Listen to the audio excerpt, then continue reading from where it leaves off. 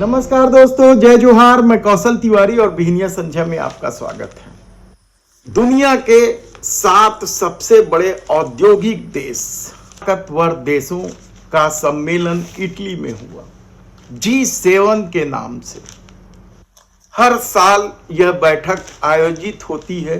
इसे ऐसा समझ लीजिए कि जैसे भारत ने पिछले साल G20 की अगुवाई की थी। G20 की बैठक भी हर साल होती है। उसी तरीके से ये 7 बड़े देशों का समूह है जो G7 करते हैं। G7 के नाम से विख्यात है।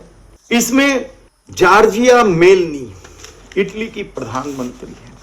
2 साल पहले ही वे प्रधानमंत्री बनी और बेहद ही शक्तिशाली महिला के रूप में जानी जाती हैं। जबरदस्त जन नेता है कहा जाए तो भी गलत नहीं होगा। उनकी अगुवाई में हुई इस बैठक में भारत को भी आमंत्रित किया गया था और भारत के प्रधानमंत्री नरेंद्र मोदी वहां पहुंचे। हालांकि जरूरत नहीं थी, लेकिन वे पहुंचे। चाहते तो इस तरह की बैठकों में केवल विदेश मंत्री को भेजा जा सकता था और देश के प्रधानमंत्री को अभी इसलिए भी नहीं जाना था क्योंकि संसद में बहुमत अभी साबित नहीं हुआ है। हो जाएगा, इसमें भी कहीं संदेह नहीं है।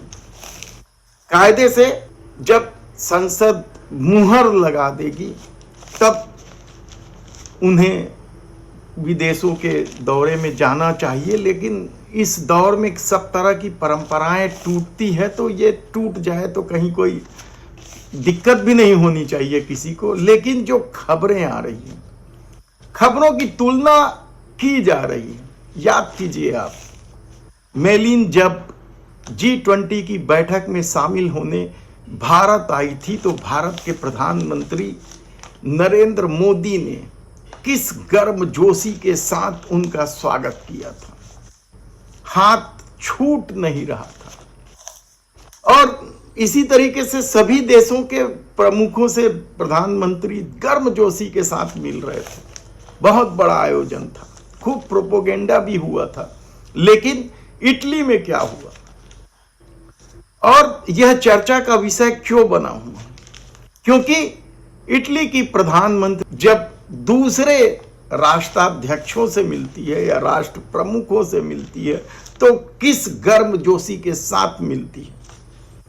लेकिन जब भारत के प्रधानमंत्री नरेंद्र मोदी से मिलती है तो वह गर्मजोशी गायब थी। जिसकी चर्चा होते रही है G20 में केवल नमस्ते नमस्ते के साथ स्वागत हैरान कर देने वाला है। आप जब तस्वीर देखेंगे तो हैरान हो जाएंगे कि किस तरीके से दूसरे देशों के राष्ट्राध्यक्षों से मेलिन गर्मजोशी से साथ मिल रही है और वहीं भारत के प्रधानमंत्री से केवल नमस्ते। और ऐसा नहीं है कि हाथ नहीं मिलाया गया दोनों के द्वारा। G20 की बैठक में तो जब शामिल होने मेलिन आई थी तो हाथ छोड़ने को कौन तैयार नहीं था कहना मुश्किल है। और तब खूब प्रसारित भी किया गया था। इसके बाद कई कार्यक्रमों में प्रधानमंत्री नहीं दिखे।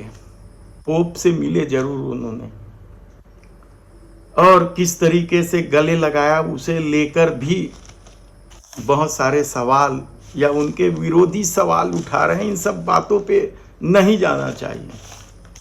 सवाल तो उनके एक जगह पेड़ किनारे यानी पेड़ की छाए के नीचे खड़े होने को लेकर भी उठ रहा है कि किस तरीके से इंतजार करवाया जा रहा है देश के प्रधानमंत्री नरेंद्र मोदी को। और इंतजार इतना लंबा चला कि थक कर प्रधानमंत्री नरेंद्र मोदी एक पास में ही रखी चेयर में जाकर बैठ गए।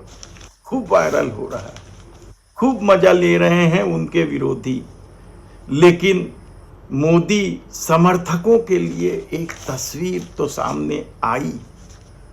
तमाम तस्वीर, इटली से बहुत सारी तस्वीरें आई, उनमें एक तस्वीर ऐसी है जो मोदी समर्थकों को खुश रखा जा सकता है। और शायद यही वजह है कि वे अपने अपने ढंग से तस्वीर को वायरल भी कर रहे हैं।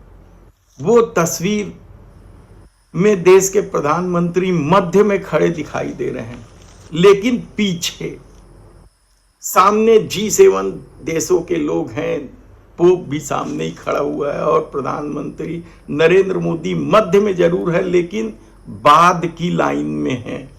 लेकिन उसे सबसे दमदार नेता, डंका बजाने वाले नेता के रूप में मोदी समर्थक प्रस्तुत कर रहे हैं, और करना भी चाहिए, इसमें कहीं किसी को संदेह भी नहीं है। उनका जो रवैया रहा है अब तक मोदी को लेकर, तो इस तरह की बातें तो सामने आती है। लेकिन जो इंतजार की तस्वीर है, जो नमस्ते की तस्वीर है, क्या वह कुछ नहीं कहती?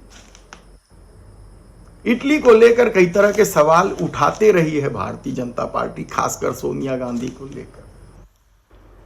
तब क्या उन बातों को लेकर देश के प्रधानमंत्री नरेंद्र मोदी का इटली में अपमान हुआ है?